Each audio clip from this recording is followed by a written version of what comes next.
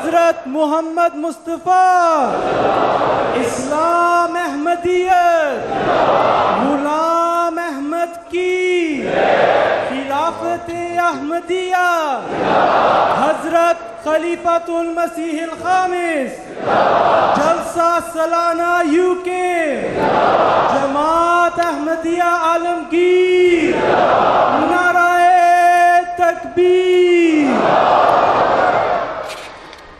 السلام علیکم ورحمۃ اللہ۔ مجھے بتایا گیا تھا کہ جمعے کے وقت آخر میں آواز صحیح طرح نہیں پہنچ رہی۔ اس وقت ٹھیک ہے آواز کا نظام؟ آواز صحیح سمجھ آ رہی ہے وہاں؟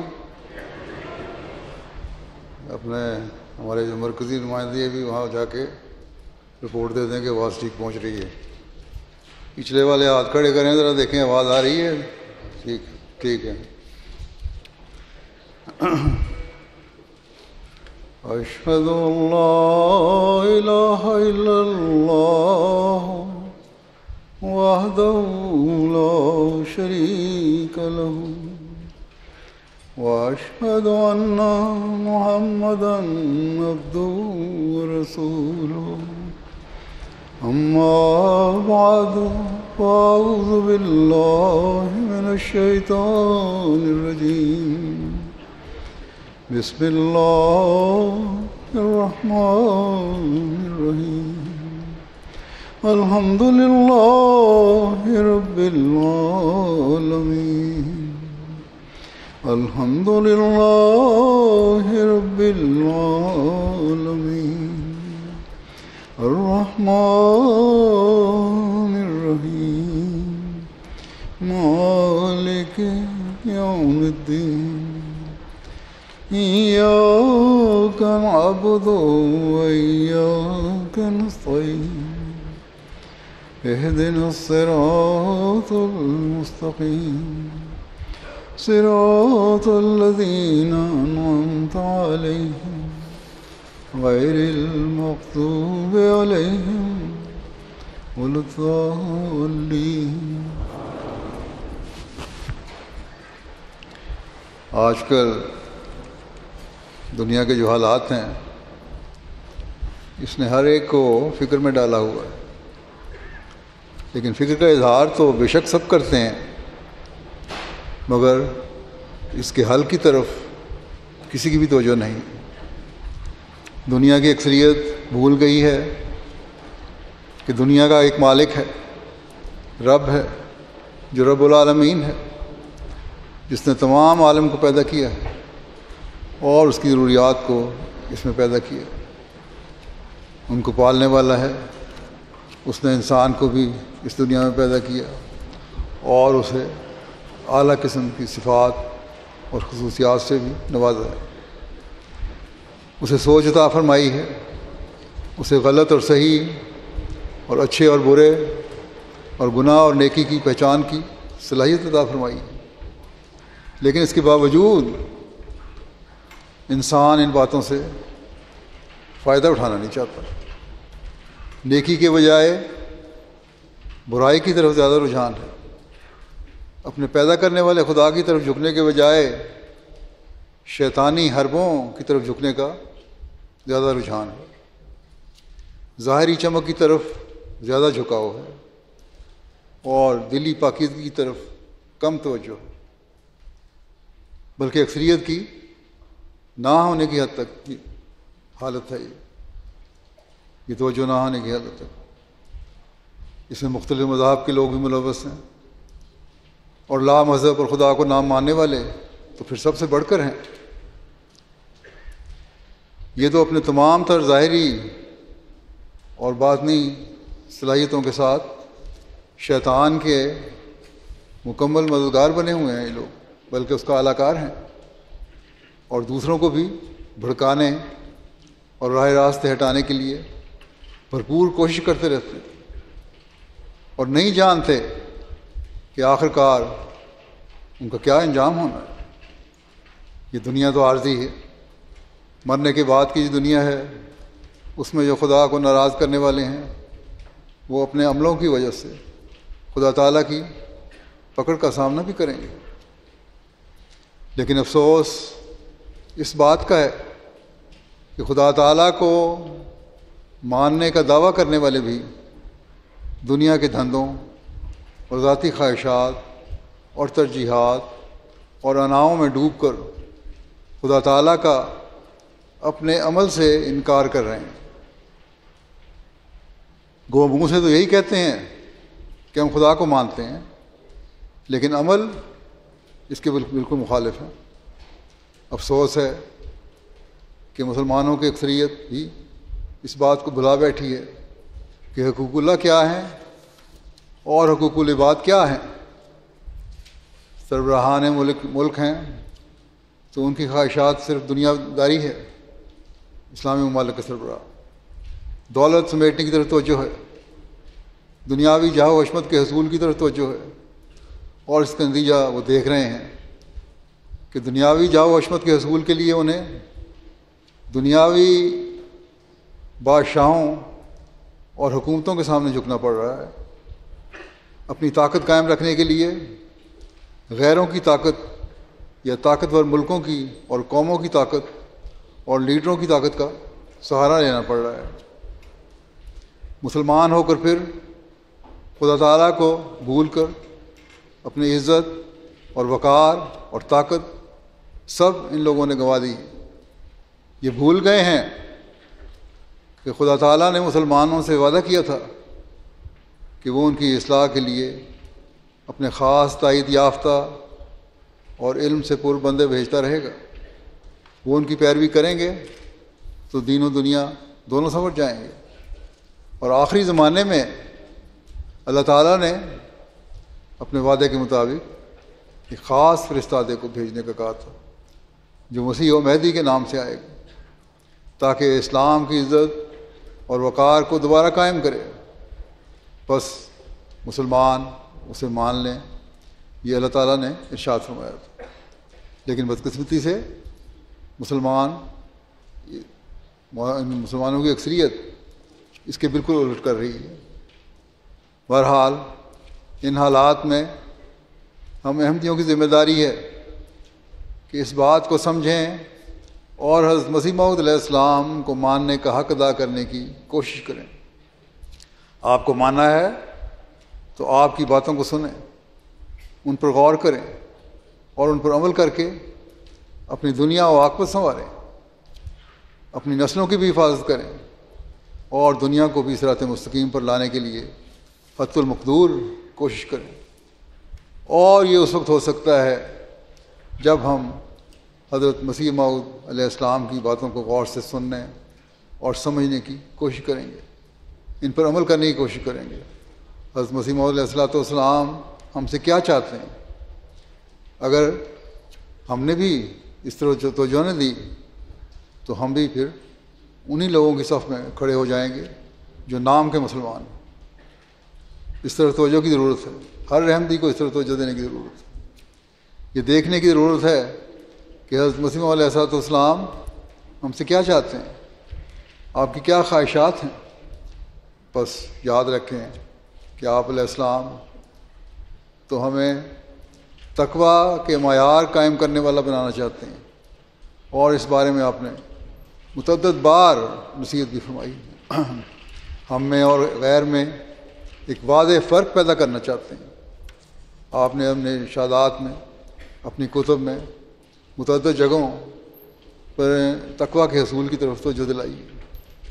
آپ نے ایک مرتبہ یہ مصرع بنایا شعر کہنے کے لیے کہ ہر ایک نیکی کی جڑ یہ اتقاء ہے، تو اللہ تعالیٰ نے الہاماً دوسرا مصرع آپ کو عطا فرمایا کہ اگر یہ جڑ رہی سب کچھ رہا ہے۔ بس حقیقی احمدی بننے کے لیے ضروری ہے کہ تقویٰ کی راہوں پر چلنے کی ہم کوشش کریں اور اللہ تعالیٰ کے صحیح عبد بننے کی کوشش کریں۔ آپ آج جلسے پر آئے ہیں تو اس مقصد کے لیے آئے ہیں کہ اپنی روحانی، اخلاقی، علمی اصلاح کر سکیں اور اللہ تعالیٰ کے حکم پر چل کر حقیقی احمدی مسلمان بن سکیں، اور تبھی ہم احمدیت کے پیغام کو، حقیقی اسلام کے پیغام کو دنیا میں پھیلا سکیں گے۔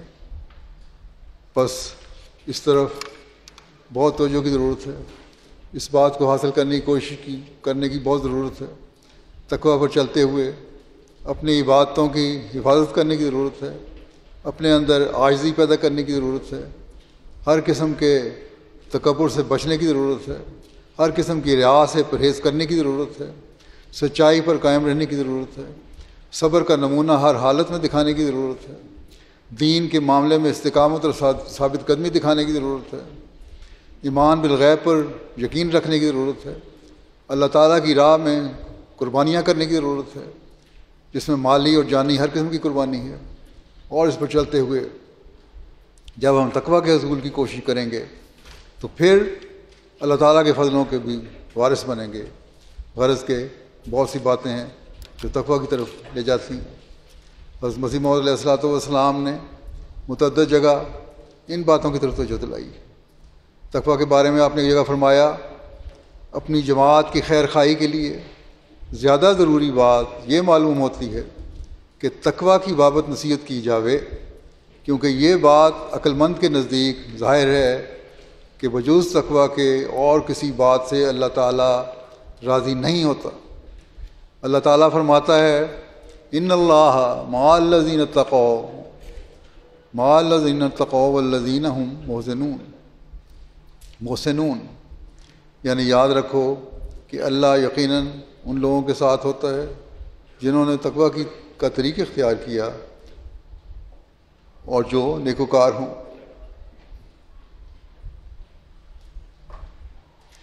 بس اس بات کو ہمیں ہمیشہ یاد رکھنا چاہیے کہ اگر ہم نے ترقی کرنی ہے، اگر ہم نے اپنی ذاتی بقا اور اپنی نسلوں کی بقا چاہنی ہے اور اس کی ہمیں خواہش ہے، تو پھر ہمیں حضرت مسیح موعود علیہ السلام کے اس ارشاد کو سامنے رکھنا پڑے گا کہ تقوی کو حاصل کرنے کی کوشش کرو۔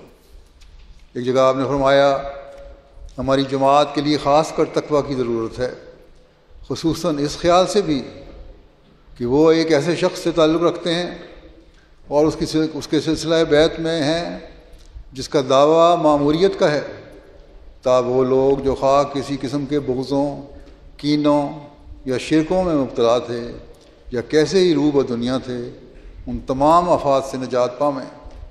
بس آپ نے فرمایا کہ اگر میرے ساتھ عقد بیعت باندھا ہے تو پھر تقوی پر چلنا ضروری ہے۔ آپ نے ایک جگہ مثال دی کہ دیکھو، اگر کوئی بیمار ہو اور جب تک اس بیماری کی دوائی نہ دی جائے اس کی بیماری بعض دفعہ بڑھتی جاتی ہے اور دکھ اٹھانا پڑتا ہے۔ بس اس بات کا خیال رکھو کہ علاج کرنا ضروری ہے، اور روحانی علاج یہی ہے کہ اللہ تعالیٰ کے حکموں پر چلنے کی کوشش کی جائے۔ اور فرمایا کہ دیکھو، ایک شخص ہے جس کے منہ پر کوئی سیاہ داغ بن جائے تو اسے فکر پیدا ہوتی ہے کہ یہ داغ جو ہے یہ کہیں بڑھتا بڑھتا منہ کو کالا نہ کر دے، اور اس کا علاج کرتے ہیں۔ اسی طرح تمہیں دیکھنا چاہیے کہ تمہاری جو چھوٹی چھوٹی غلطیاں ہیں ان میں سستی کرتے رہو گے، ان کی اصلاح کرنے کی کوشش نہیں کرو گے تو وہ بڑے گناہوں میں تبدیل ہوتی چلی جائیں گی۔ اور یہ ہمارا روزمرہ کا تجربہ ہے۔ ہم دیکھتے ہیں کہ انسان پہلے چھوٹی برائیوں میں مبتلا ہوتا ہے اور پھر آہستہ آہستہ بڑی برائیوں میں مبتلا ہوتا چلا جاتا ہے، اور پھر اس کی نمازیں بھی ختم ہو جاتی ہیں، اس کا اللہ تعالیٰ سے تعلق بھی ختم ہو جاتا ہے، اس کے نیک اخلاق بھی ختم ہو جاتے ہیں، اس کی اچھی باتیں سب ختم ہو جاتی ہیں، نہ اس کو خدا تعالیٰ کی پرواہ ہوتی ہے، نہ اس کو اپنے قریبیوں کی اور اللہ تعالیٰ کی مخلوق کی پرواہ ہوتی ہے، اور صرف خود پسندی اور خود غرضی اس کی شامل حال ہو جاتی ہے، اور پھر اللہ تعالیٰ سے دور ہو کر وہ پھر اپنے بد انجام کو ہی پہنچ جاتا ہے۔ بس بڑے خوف کا مقام ہے۔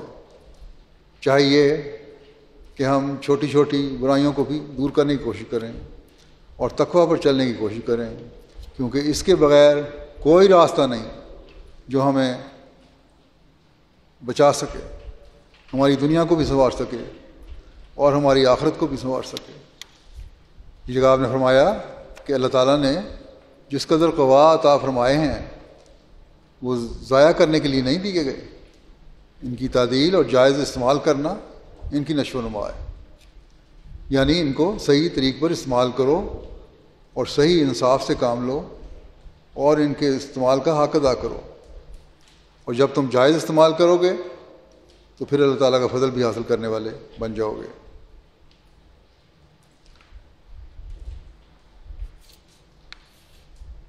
فرمایا کہ اللہ تعالیٰ فرماتا ہے قد افلح المومنون، کہ یقیناً وہ جو مومن ہیں فلاح پا گئے۔ اور ایسے ہی متقی کی زندگی کا نقشہ کھینچ کر آخر میں بطور نتیجہ یہ بھی فرمایا اللہ تعالیٰ نے کہ وہ اولئک هم المفلحون، اور تقوی پر چلنے والے ہی فلاح پانے والے ہیں۔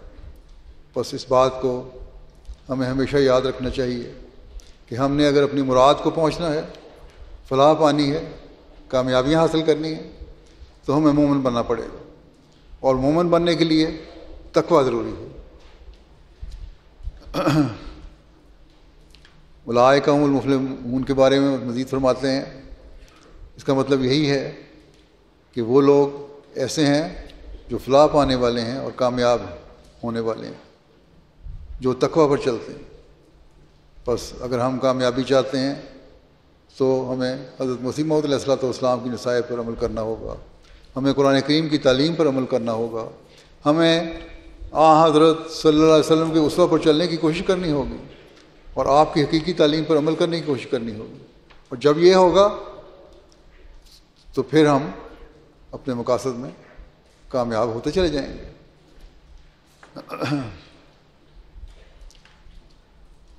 مومن کی ایک نشانی یہ ہے کہ اپنی نمازوں کو سنوار کر ادا کرے اور اس کے لیے کوشش کرے۔ نماز ان کی ڈگمگاتی ہے، پھر اسے کھڑا کرتے ہیں، خدا کے دیے ہوئے سے دیتے ہیں۔ حضرت مسیح نے فرمایا نمازوں کی طرف توجہ ان کی ہوتی ہے، عبادت کی طرف ان کی توجہ ہوتی ہے، یہی حقیقی مومن کی نشانی ہے۔ اگر کہیں کوئی سستی پیدا ہو جائے تو پھر اس نماز کو کھڑا کرنے کی کوشش کرتے ہیں، اس میں بہتری پیدا کرنے کی کوشش کرتے ہیں، خدا تعالیٰ کے دیے ہوئے سے دیتے ہیں، جو اللہ تعالیٰ نے صلاحیتیں دی ہیں ان میں سے دیتے ہیں، جو اللہ تعالیٰ نے مال دیا ہے اس میں سے دیتے ہیں، اللہ تعالیٰ نے جو بھی رزق دیا ہے اس میں سے وہ خرچ کرتے ہیں، اللہ تعالیٰ کے فضلوں کو حاصل کرنے کے لیے دیتے ہیں۔ آپ فرماتے ہیں باوجود خطرات نفس بلا سوچے گزشتہ اور موجودہ کتاب اللہ پر ایمان لاتے ہیں۔ یہ مومن کی نشانی ہے، تقوی پر چلنے والی نشانی ہے۔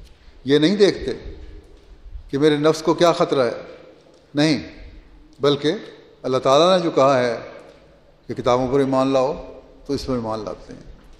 اور پھر اس کا نتیجہ کیا ہوتا ہے؟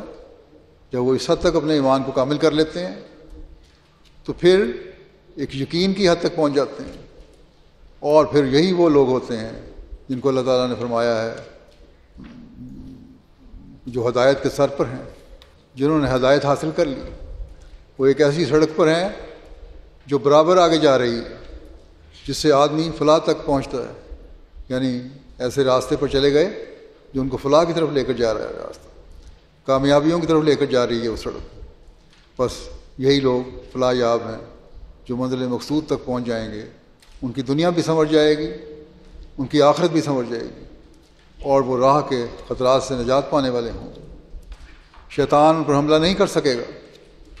آج کل تو شیطان ہر طرف سے، دائیں سے بائیں سے، اوپر سے نیچے سے، آگے سے پیچھے سے حملے کر رہا ہے، اور اس دنیا میں آج کل تو ایسی ایسی خطرناک ایجادیں ہو چکی ہیں کہ انسان پریشان ہو جاتا ہے کہ کس طرح ان سے چھٹکارا حاصل کرے۔ اپنی نسلوں کی ہمیں فکر ہوتی ہے کہ کس طرح ہم ان کو بچائیں، اور کس طرح ہم اپنے آپ کو ان شیطانی حملوں سے بچائیں۔ اس کا طریقہ یہی ہے کہ اللہ تعالیٰ پر ایمان لاؤ، اس کی عبادت کا حق ادا کرو، اور حکموں پر چلنے کی کوشش کرو، تبھی ہمیں کامیابی ہو سکتی ہے، اور یہ بجز تقوی کا نہیں ہو سکتا۔ آپ نے فرمایا کہ اسی لیے اللہ تعالیٰ نے ہمیں شروع میں ہی تقوی کی تعلیم دی ہے، ایک ایسی کتاب ہمیں عطا کی ہے جس میں تقوی کے تمام نصائح ہیں، یعنی قرآن کریم تمام احکامات ہیں۔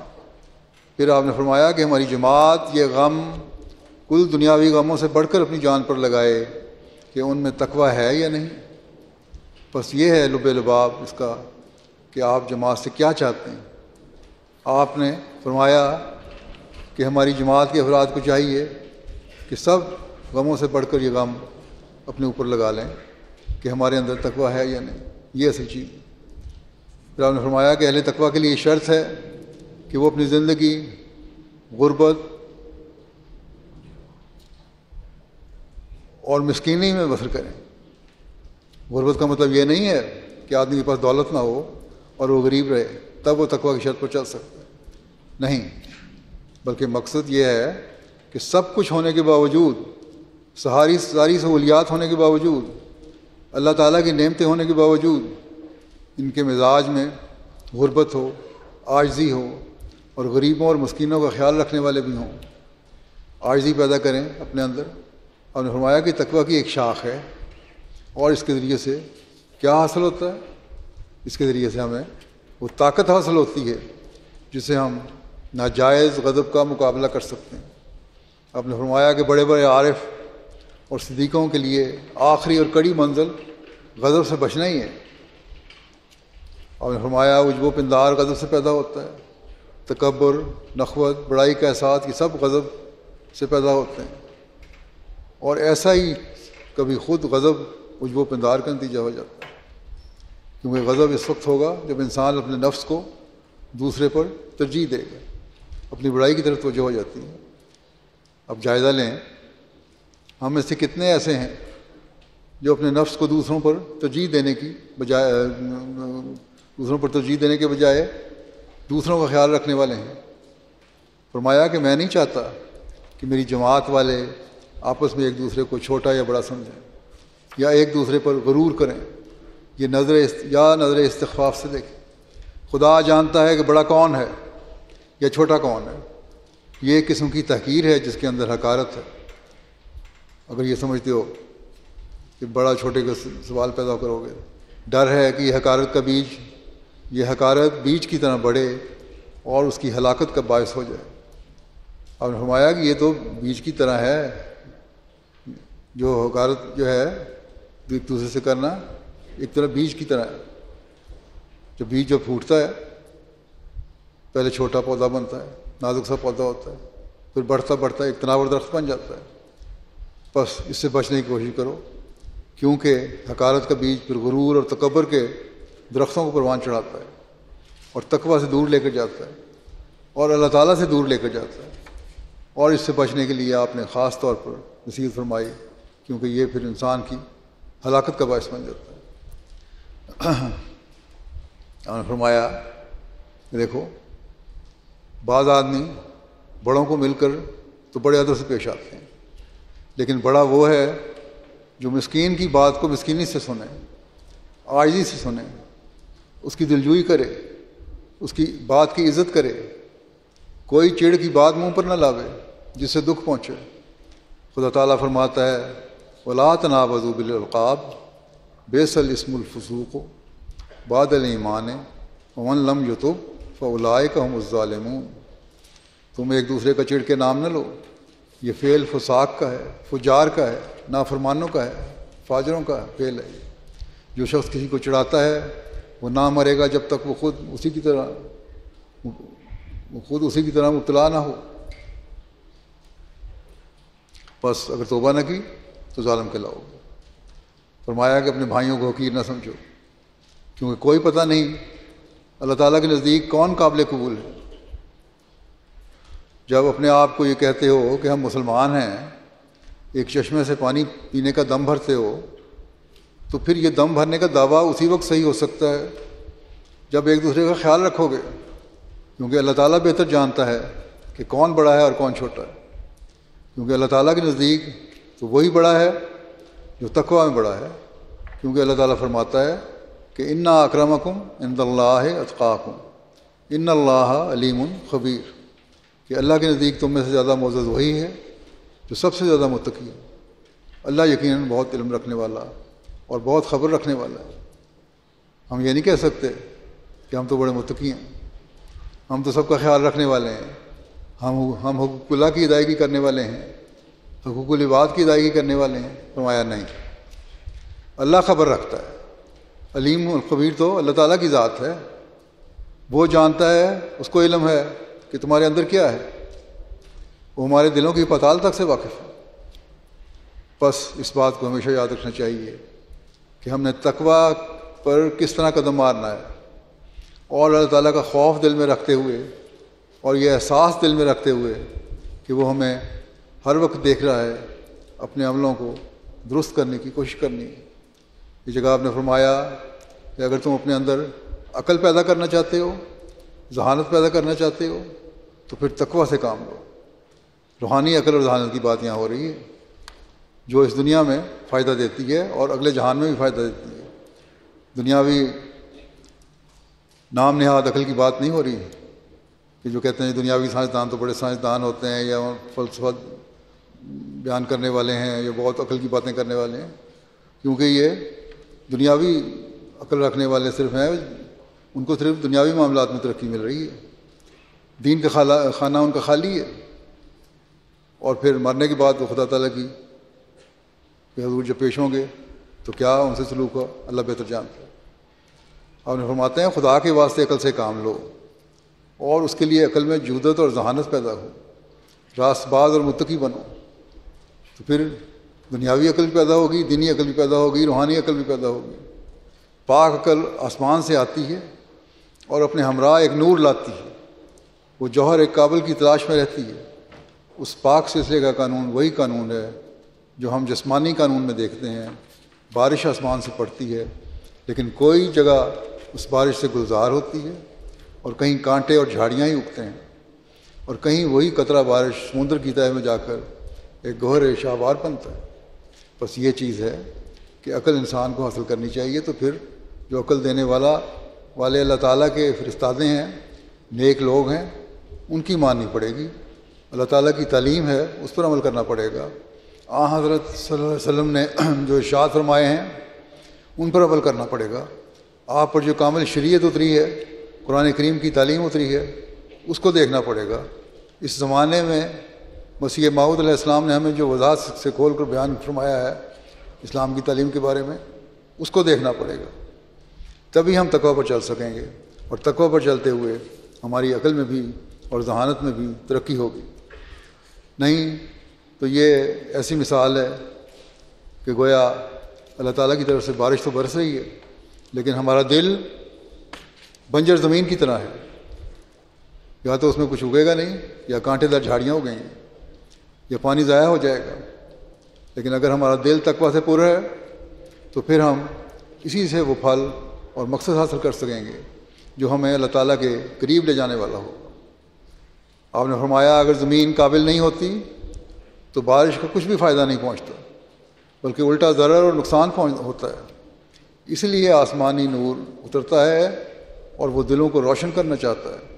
اس کے قبول کرنے اور اس سے فائدہ اٹھانے کو تیار ہو جاؤ، تو ایسا نہ ہو کہ بارش کی طرح جو زمین جوہر قابل نہیں رکھتی وہ اس کو ضائع کر دیتی ہے۔ یعنی زمین میں اگر وہ طاقت نہیں، بنجر زمین ہے، خراب زمین ہے، تو پانی ضائع ہو جاتا ہے۔ تم بھی باوجود نور کی موجودگی کے تاریکی میں چلو گے۔ یہ نہ ہو کہ نور تو ہو، یہاں بارش کی مثال نور کی طرح ہے جو آسمان سے اترتی ہے۔ نور کی بھی مثال دی ہے آپ نے کہ نور اللہ تعالیٰ کی تعلیم ہے، اس کی مثال بھی اس نور کی طرح اور بارش کی طرح ہے جو آسمان سے نازل ہوتا ہے۔ اگر تم اس سے فائدہ نہیں اٹھا رہے تو پھر تم تاریکی میں چلنے والے ہوگے اور ٹھوکر کھا کر اندھے کنویں میں گر کر ہلاک ہو جاؤ گے، کیونکہ تم آنکھیں بند کر کے چل رہے ہو۔ باوجود نور کے اترنے کے تم اس نور کو دیکھنے کے بجائے آنکھیں بند کر کے چلتے چلے جا رہے ہو۔ اس کا نتیجہ کیا ہوگا؟ تم ٹھوکر کھاؤ گے اور گہرے کنویں میں گر جاؤ گے اور ہلاک ہو جاؤ گے۔ فرمایا کہ اللہ تعالیٰ مادر مہربان سے بھی بڑھ کر مہربان، مہربان ماں سے بھی بڑھ کر مہربان۔ وہ نہیں چاہتا کہ اس کی مخلوق ضائع ہو، وہ ہدایت اور روشنی کی راہیں تم پر کھولتا ہے، مگر تم ان پر قدم مارنے کے لیے عقل اور تزکیہ نفوس سے کام لو۔ جیسے زمین جب تک ہل چلا کر تیار نہیں کی جاتی تخم ریزی اس میں نہیں ہوتی، اسی طرح جب تک مجاہدہ اور ریاضت سے تزکیہ نفوس نہیں ہوتا پاک عقل آسمان سے نہیں اتر سکتی۔ بس یہ صرف یہ کہنا کہ نور اتر آیا کافی ہے، نہیں۔ اللہ تعالیٰ فرماتا ہے کہ تمہیں بھی کوشش کرنی پڑے گی، تمہیں بھی جہاد کرنا پڑے گا اور اپنے دلوں کو پاک صاف کرنا پڑے گا اللہ تعالیٰ کے پیغام کو سننے کے لیے، اس کے فرستادوں کے پیغام کو سننے کے لیے، ان کی باتوں پر عمل کرنے کے لیے۔ یہ سب کچھ خود کوشش کرنی پڑے گی، تبھی تم اس نور کو حاصل کر سکو گے جس سے تم فیض یاب ہو سکتے ہو، تبھی تم اس سودھے راستے پر چل سکو گے جو تمہیں کامیابی اور کامرانی کے راستے کی طرف لے جانے والا ہوگا، تبھی تم اس زمین کی طرح بن سکو گے جس میں خوبصورت پھلدار پودے اگتے ہیں۔ بس یہ چیز ہمیشہ ہر ایک کو یاد رکھنی چاہیے۔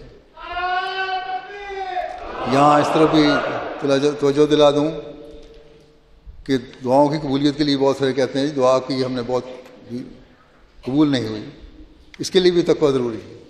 اپنا جائزہ لیں کہ کیا تقویٰ ہے، جو شرائط اللہ تعالیٰ نے رکھی ہیں وہ پوری کر رہے ہیں۔ آپ نے فرمایا کہ اس زمانے میں خدا تعالیٰ نے بڑا فضل فرمایا ہے، اور اپنے دین اور حضرت نبی کریم صلی اللہ علیہ وسلم کی تائید میں غیرت کھا کر ایک انسان کو جو تم میں بول رہا ہے بھیجا ہے تاکہ وہ اس روشنی کی طرف لوگوں کو بلائے۔ اگر زمانے میں ایسا فساد اور فتنہ نہ ہوتا اور دین کے محو کرنے کے لیے جس قسم کی کوششیں ہو رہی ہیں نہ ہوتی تو چنداں حرج نہ تھا، لیکن اب تم دیکھتے ہو کہ ہر طرف یمین و یسار سے، دائیں سے بائیں سے اسلام ہی کو معدوم کرنے کی فکر میں ساری قومیں لگی ہوئی ہیں۔ اب یہ آج کل بھی آپ دیکھ لیں، اس زمانے میں تو مذہب کو ختم کرنے کے لیے تھا چرچا ہو رہا، لیکن آج کل کسی اور طریقے سے مختلف طریقے بنائے جا رہے ہیں ختم کرنے کے لیے۔ اب کہنے کو تو یہی ہے، کہتے ہیں یہ لوگ کہ ہم جغرافیائی جنگیں لڑ رہے ہیں۔ ٹھیک ہے، جغرافیائی جنگیں بھی ہو رہی ہیں، سیاسی اور جغرافیائی جنگیں بھی ہیں، لیکن اندر ہی اندر بہت سارے لوگوں کے دلوں میں اسلام کے خلاف ایک بغض اور کینہ ہے، اور اس کا نتیجہ یہ نکلے گا کہ آہستہ آہستہ آج ایک فلسطین کے اوپر حملہ ہے، میں پہلے بھی کہہ چکا ہوں کہ باقی مسلمان ملک بھی متاثر ہوں گے۔ آج ایک ملک متاثر ہے، پھر دوسرا ہوگا، پھر تیسرا ہوگا، اور یہ شروع ہو چکا ہے کام۔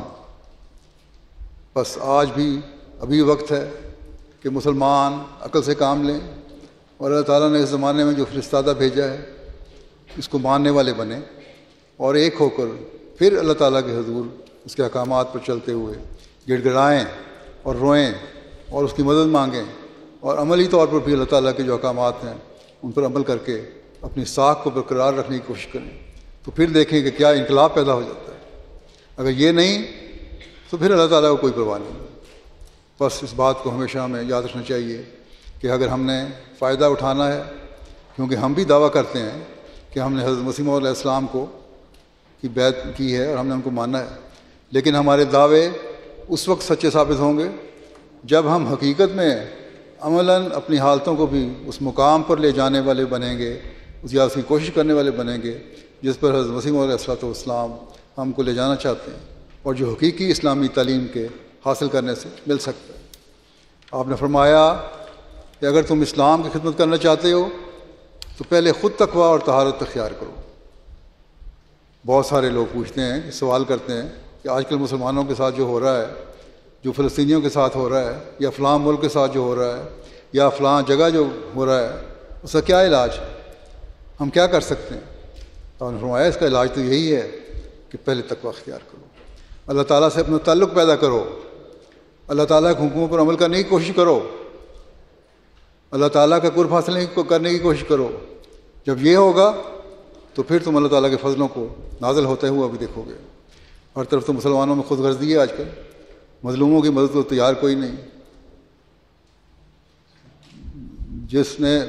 جس بے حسی کا مظاہرہ فلسطینیوں کے معاملے میں مسلمان ممالک کر رہے ہیں وہ ظاہر ہے۔ اب ایسی حالت میں کیا توقع رکھتے ہیں کہ اللہ تعالیٰ کیا کرے گا؟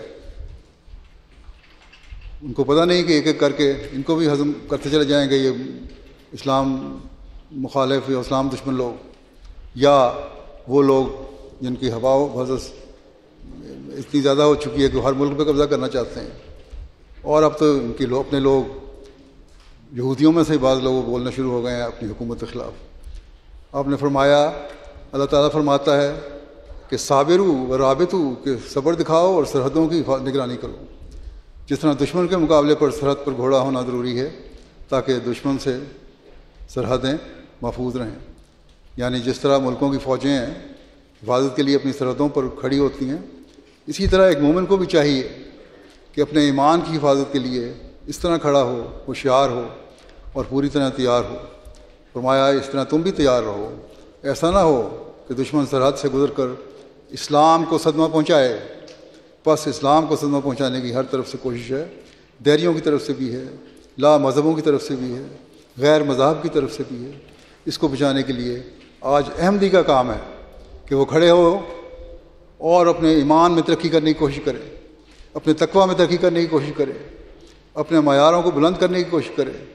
اگر یہ نہیں تو پھر دشمن تو پھر ہر طرف سے حملہ کرنے پر تلا بیٹھا ہے، اور یہی ہم آج کل دیکھ رہے ہیں. جیسا کہ پہلے ہی میں نے کہا، آپ نے فرمایا اگر تم اسلام کی حمایت اور خدمت کرنا چاہتے ہو تو پہلے خود تقویٰ اور طہارت اختیار کرو، جس سے تم خدا تعالیٰ کی پناہ کے حصن حسین میں آ سکو گے، مضبوط قلعے میں اللہ تعالیٰ کے آ جاؤ گے.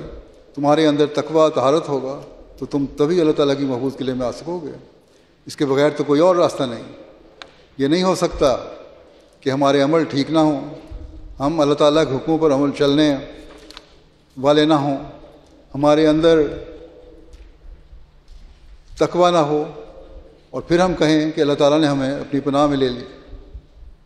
ہم کہیں کہ اللہ تعالیٰ ہمیں اپنی پناہ میں لے لے، تو اللہ تعالیٰ اس طرح اپنی پناہ میں نہیں لیا کرتا.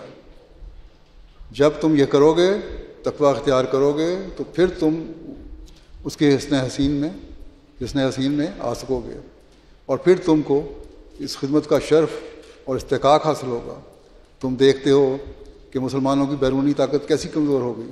اس زمانے میں بھی آپ نے یہ فرمایا قومیں ان کو نفرت اور حقارت کی نظر سے دیکھتی ہیں. اگر تمہاری اندرونی اور قلبی طاقت بھی کمزور اور پست ہو گئی تو بس پھر تو خاتمہ ہی سمجھو. آپ نے جماعت کو فرمایا کہ تم اپنے نفسوں کو ایسے پاک کرو کہ قدسی قوت ان میں سرایت کرے.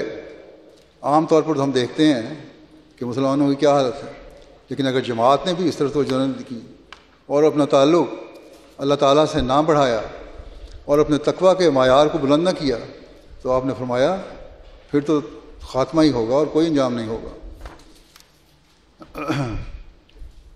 آپ نے فرمایا کہ تمہارا اصل شکر تقویٰ اور طہارت ہی ہے. مسلمان پوچھنے پر الحمدللہ کہہ دینا یہ سچا سپاس اور شکر نہیں ہے. اسی بات کو خوش نہ ہو جاؤ کہ ہم مسلمان ہیں. اصل شکر گزاری یہ ہے اللہ تعالیٰ کے فضلوں کے وارث بننا ہے، تو پھر تقویٰ پر چلنا ہوگا. آپ نے فرمایا اگر تم نے حقیقی سپاس گزاری یعنی طہارت اور تقویٰ کی راہیں اختیار کر لیں تو میں تمہیں بشارت دیتا ہوں کہ تم سرحد پر کھڑے ہو، کوئی تم پر غالب نہیں آ سکتا. پھر اسی طرح ایک جگہ اور تقویٰ کے بارے میں نصیحت کرتے ہوئے فرمایا میں اپنی جماعت کو مخاطب کر کے کہتا ہوں کہ ضرورت ہے اعمال صالحہ کی. خدا تعالیٰ کے حضور اگر کوئی چیز جا سکتی ہے تو وہی اعمال صالحہ ہیں. اللہ تعالیٰ کو نہ ہماری دولت کی ضرورت ہے، نہ ہمارے خاندان کی ضرورت ہے، نہ ہماری جسمانی طاقت کی ضرورت ہے. ہاں تقویٰ ہے، جب وہ اللہ تعالیٰ کو پہنچتا ہے تو اس کی اللہ تعالیٰ پھر جزا بھی دیتا ہے. الہ یصعد الکلم الطیب، اس کا مطلب یہ ہے کہ پاک باتیں اس کی طرف چڑھ کر جاتی ہیں. بس یہ چیز ہے اس کی ہمیں کوشش کرنی چاہیے. پھر اللہ تعالیٰ نے آگے فرمایا ہے کہ والعمل الصالح یرفع، والعمل الصالح یرفع، اور ایمان کے مطابق عمل ان کو اٹھاتا ہے. بس جس کا ایمان مضبوط ہوگا تو پھر جو اعمال صالحہ ہیں اللہ تعالیٰ ان کو اٹھاتا ہے اور اوپر لے کر جاتا ہے. جس سے جس کا جتنا ایمان ہوگا اتنا ہی اس کے عمل بھی اللہ تعالیٰ کے ہاں مقبول ہوتے چلے جائیں گے اور وہ اللہ تعالیٰ کے فضلوں کا وارث بنتا چلا جائے گا. آپ نے فرمایا کہ فتح اور نصرت اسی کو ملتی ہے جو متقی ہو. اللہ تعالیٰ نے یہ وعدہ فرمایا ہے کہ کان حقاً علینا نصر المومنین، یعنی مومنوں کی مدد کرنا ہمارا فرض ہے. بس تقویٰ اور ایمان صحیح ہوگا تو اللہ تعالیٰ کی مدد بھی ہمارے شامل حال ہوگی. اور اسی طرح فرمایا ولن یجعل اللہ للکافرین علی المؤمنین سبیلا، ولن یجعل اللہ للکافرین علی المؤمنین سبیلا۔ اللہ تعالیٰ کافروں کو مومنوں پر ہرگز غلبہ نہیں دے گا، بس مومن بننا شرط ہے، اپنے ایمان کو کامل کرنا شرط ہے، اس کے بغیر گزارا نہیں ہو سکتا۔ فرمایا کہ اللہ تعالیٰ مومنوں پر کافروں کو راہ نہیں دیتا، اس لیے یاد رکھو کہ تمہاری فتح تقویٰ سے ہے، ورنہ عرب تو نرے لیکچرر اور خطیب اور شاعر ہی تھے پہلے آن وسلم کے زمانے میں۔ کیا تھا ان کی حالت؟ انہوں نے تقویٰ اختیار کیا، آن صلی اللہ علیہ وسلم کو مان کر خدا تعالیٰ نے اپنے فرشتے ان کی مدد کے لیے نازل کیے۔ تاریخ کو اگر ہم انسان پڑھے تو اسے نظر آ جاتا ہے کہ صحابہ کرام رضوان اللہ علیہم اجمعین نے جس قدر فتوحات کی وہ انسانی طاقت اور صحیح کا نتیجہ نہیں ہو سکتا۔ حضرت عثمان رضی اللہ عنہ تک 20 سال کے اندر ہی اندر اسلامی سلطنت عالمگیر ہو گئی۔ اب ہم کو کوئی بتائے، آپ فرماتے ہیں کہ ہم کوئی بتائے کہ انسان ایسا کر سکتا ہے؟ اس لیے اللہ تعالیٰ بار بار فرماتا ہے ان اللہ مع الذین اتقوا والذین هم محسنون، کہ یاد رکھو کہ اللہ تعالیٰ یقیناً ان لوگوں کے ساتھ ہوتا ہے جنہوں نے تقوی اختیار کیا ہو اور جو نیکوکار ہوں۔ بس ہمیں ہمیشہ اس بات کو ہمیں یاد رکھنا چاہیے کہ اس کے بغیر گزارا نہیں کہ تقوی اختیار کیا جائے۔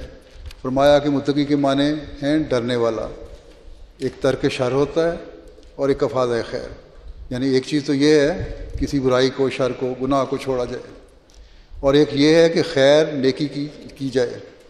متقی ترک شر کا مفہوم اپنے اندر رکھتا ہے اور محسن افاظ خیر کو چاہتا ہے۔ متقی جو ہے وہ شر سے بچتا ہے اور شر کو چھوڑ دیتا ہے۔ یہاں جو فرمایا کہ والذین هم محسنون، تو محسن کون ہے؟ جو خیر چاہتے ہیں، جو نیکیاں چاہتے ہیں، نیکی کرتے ہیں، اپنے عمل کو اس حد تک لے جاتے ہیں کہ اللہ تعالیٰ کے بے شمار فضلوں کے وارث بن جاتے ہیں۔ بس اس بات کو ہمیں ہمیشہ یاد رکھنا چاہیے۔ آپ نے فرمایا کہ یہاں محسنون کے لفظ سے ادا کیا گیا ہے کہ وہ نیکیاں کرے۔ پورا راست باز انسان تب ہوتا ہے جب بدیوں سے پرہیز کر کے یہ مطالعہ کرے کہ نیکی کون سی کی، پھر بدیوں سے پرہیز نہیں کیا۔ یہ بھی دیکھو، اپنے آپ میں جائزہ لو کہ نیکی کون سی کی ہے۔ صرف یہی نہیں کہ ہم نے فلاں برائی نہیں کی، بلکہ یہ دیکھے اور اپنا جائزہ لے کہ ہم نے نیکی کون کون سی کی ہے۔ جب یہ حالت ہوگی تو ہی ہم کہہ سکیں گے کہ حقیقی تقویٰ ہے۔ آپ نے فرمایا دیکھو، یاد رکھو، اپنا عملی نمونہ دکھاؤ اور اس میں ایسی چمک پیدا کرو، ایسا عملی نمونہ ہو کہ دوسروں کو نظر آئے، اور جب وہ دوسروں کو نظر آئے گا تو وہ اسے قبول کریں گے۔ بس صرف بیعت کے الفاظ دہرا لینا یا اس میں شامل ہو جانا، اپنے آپ کو احمدی کہہ لینا، مسلمان کہہ لینا، یہ کافی نہیں، بلکہ ایک ایسا عملی نمونہ ہمیں دکھانا ہوگا لوگوں کے سامنے، اور چاہے ہم منہ سے بول کے تبلیغ کریں یا نہ کریں، ہمارے عمل ہی ایسے ہوں گے جو لوگوں کو اس طرف قائل کریں گے کہ یہ وہ لوگ ہیں جو ایسی تعلیم پر عمل کر رہے ہیں جو خدا تعالیٰ کے قریب لے جانے والی ہیں، جو بندوں کے حقوق ادا کرنے والی ہیں اور والی بھی ہے وہ تعلیم، اور دنیا میں امن قائم کرنے والی بھی تعلیم ہے، اور دنیا کی اصلاح کرنے والی بھی ہے۔ پھر لوگوں کا رجحان اس طرف ہوتا ہے اور وہ قبول بھی کرتے ہیں، اور بہت سارے واقعات ایسے ہوتے ہیں اور بہت ساری بیتیں ایسی آتی ہیں جو یہ صرف عمل دیکھ کے قبول کر رہے ہوتے ہیں۔ آپ نے ایک جگہ فرمایا کہ اگر ہم میری باتیں کرتے ہیں تو یاد رکھو کہ اس کا کچھ فائدہ نہیں، فتح کے لیے ضرورت ہے تقویٰ کی۔ فتح چاہتے ہو تو متقی بن جاؤ، بس یہ ایک بنیادی بات ہے جسے ہمیں ہمیشہ یاد رکھنا چاہیے۔ آپ نے فرمایا اس لیے ضروری امر ہے یہ ہے کہ ہم اپنے اخلاق اور اعمال میں ترقی کریں اور تقویٰ اختیار کریں تاکہ خدا تعالیٰ کی نصرت اور محبت کا فیض بھی ہمیں ملے۔ پھر خدا کی مدد کو لے کر ہمارا فرض ہے، اور ہر ایک ہم میں سے جو کچھ کر سکتا ہے اس کو لازم ہے کہ وہ ان حملوں کا جواب دینے میں کوئی کوتاہی نہ کرے۔ ہاں، جواب دیتے وقت نیت یہی ہو کہ خدا تعالیٰ کا جلال ظاہر ہو، یہ ہے اصل تقویٰ۔ ہم نے اگر فتوحات لینی ہے تو اس لیے نہیں کہ ہم نے کوئی دنیاوی جاؤ حشمت حاصل کرنی ہے، یا ہمیں کسی حکومت کی ضرورت ہے، یا ہم نے دنیا پر قبضہ کرنا ہے، نہیں، بلکہ ہمارا مقصد صرف یہ ہے کہ ہم نے خدا واحد کی حکومت کو دنیا میں قائم کرنا ہے، اس کے لیے بھرپور کوشش کرنی ہے اور دنیا کو حضرت صلی اللہ علیہ وسلم کے جھنڈے تلے لے کر آنا ہے۔ اگر یہ ہم کریں گے تو یہی ہماری کامیابی ہے اور یہی ہمارا مقصد ہے۔ آپ نے فرمایا کہ لوگ میرے ہاتھ پر ہاتھ رکھ کر یہ تو کہہ جاتے ہیں کہ دین کو دنیا پر ترجیح دوں گا، لیکن یہاں سے جا کر بھول جاتے ہیں کہ وہ کیا فائدہ اٹھا سکتے ہیں۔ بس اصل بات یہی ہے کہ صرف عہد کافی نہیں کہ دین کو دنیا پر ترجیح دوں گا یا دین کو دنیا پر مقدم رکھوں گا، بلکہ اس کے لیے عمل ضروری ہے، تقویٰ ضروری ہے، اللہ تعالیٰ سے تعلق ضروری ہے، اللہ تعالیٰ کی عبادت کا حق ادا کرنا ضروری ہے اور اس کی مخلوق کا حق ادا کرنا ضروری ہے اور اپنی عملی حالتوں کو بدلنا ضروری ہے اور اپنے گھروں کے ماحول کو پاک صاف کرنا ضروری ہے، اپنے بیوی بچوں کی اصلاح کے لیے اپنے عملی نمونے دکھانے کی ضرورت ہے۔ جب یہ چیزیں ہوں گی تو تبھی ہم کامیاب ہوں گے، تبھی ہم تقویٰ پر چلنے والے ہوں گے، تبھی ہم اللہ تعالیٰ کے فضلوں کے وارث بننے والے ہوں گے، اور اگر یہ نہیں تو پھر اس کا کوئی فائدہ نہیں۔ حقوق العباد کے بارے میں آپ نے ایک جگہ فرمایا کہ اللہ تعالیٰ کسی کی پرواہ نہیں کرتا مگر صالح بندوں کی۔ آپس میں اخوت اور محبت کو پیدا کرو اور درندگی اور اختلاف کو چھوڑ دو، ہر ایک قسم کے ہزل اور تمسخر سے مطلقاً کنارہ کش ہو جاؤ، کوئی مذاق نہ اڑاؤ، تمسخر نہ کرو، کسی کی تحقیر نہ کرو، کیونکہ تمسخر انسان کے دل کو صداقت سے دور کر کے کہیں کا کہیں پہنچا دیتا ہے۔ ہنسی ٹھٹھا جو ہے وہ پھر انسان کو سچائی سے بھی دور لے جاتا ہے۔ آپس میں ایک دوسرے کے ساتھ عزت سے پیش آؤ، ہر ایک اپنے آرام پر اپنے بھائی کے آرام کو ترجیح دے دے، اللہ تعالیٰ سے ایک صلح پیدا کر لو اور اس کی اطاعت میں واپس آ جاؤ۔ اللہ تعالیٰ کا غضب زمین پر نازل ہو رہا ہے، اللہ تعالیٰ کا غضب زمین پر نازل ہو رہا ہے۔ اس سے بچنے والے وہی ہیں جو کامل طور پر اپنے سارے گناہوں سے توبہ کر کے اس کے حضور میں آتے ہیں۔ بس یہی بنیادی چیز ہے، اس کو ہمیں اپنانا ہوگا۔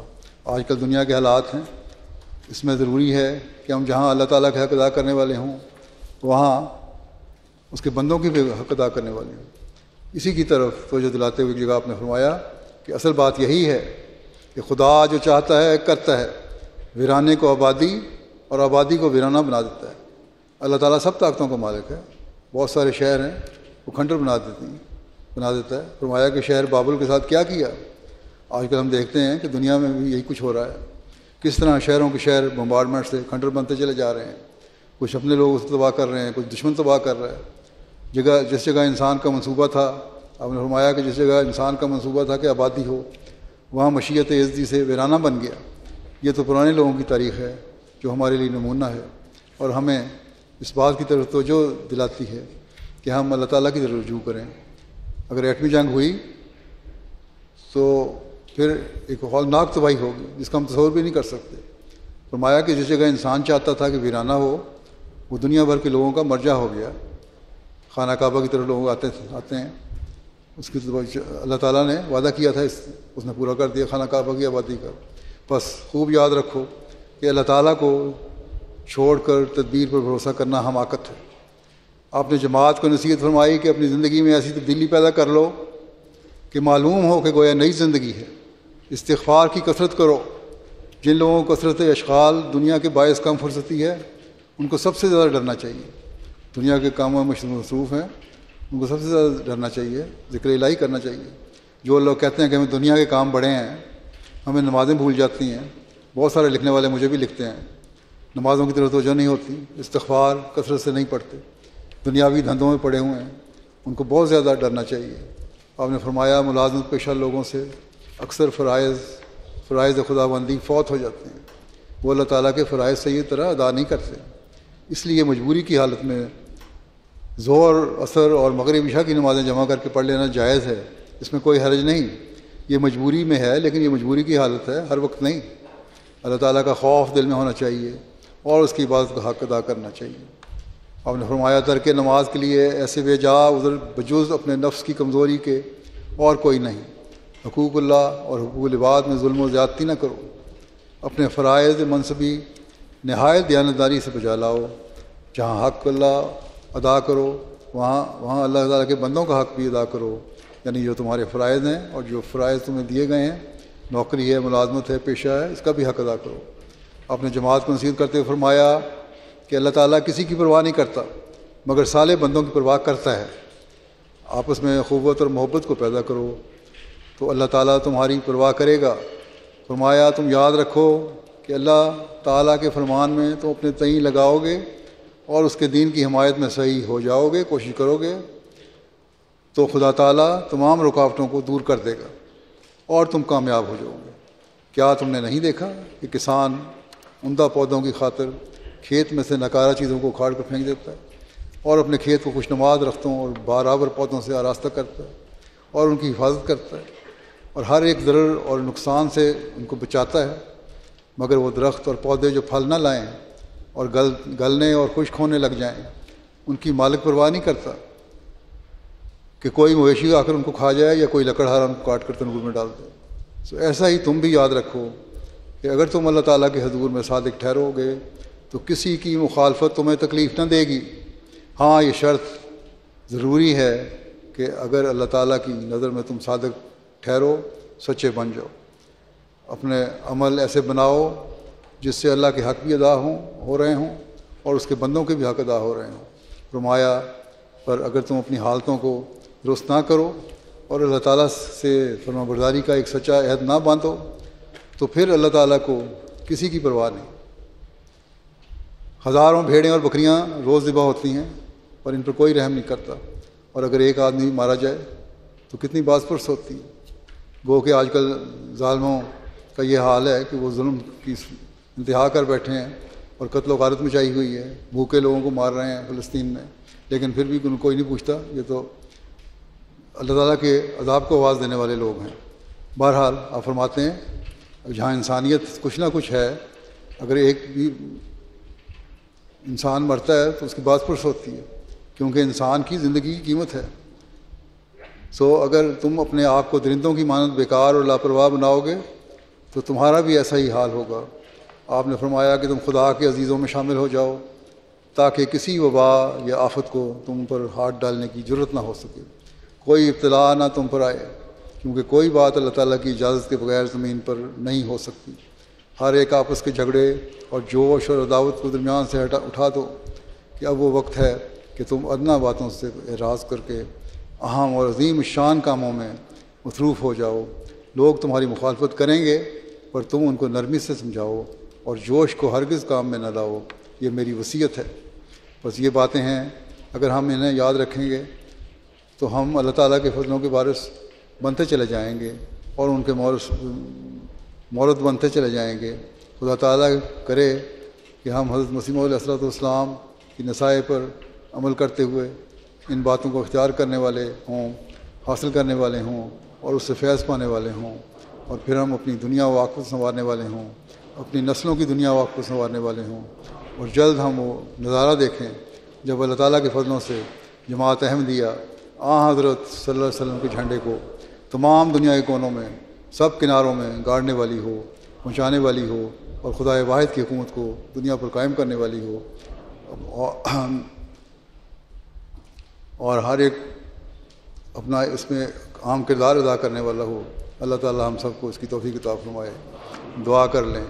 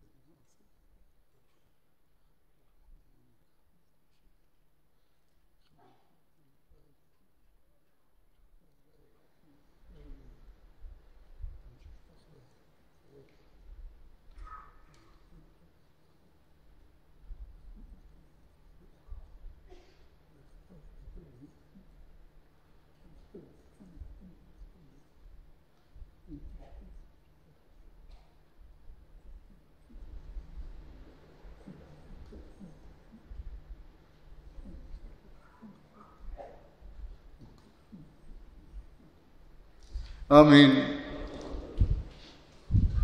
نعرہ تکبیر، نعرہ تکبیر، حضرت محمد مصطفیٰ، حضرت محمد مصطفیٰ اسلام احمدیت اسلام احمدیت غلام احمد کی غلام احمد کی خلافت احمدیہ خلافت احمدیہ حضرت خلیفۃ المسیح الخامس حضرت خلیفۃ المسیح الخامس حضرت امیر المومنین جلسہ سالانہ علیکم جلسہ سالانہ یو کے جلسہ سالانہ یو کے جماعت احمدیہ عالمگیر جماعت احمدیہ عالمگیر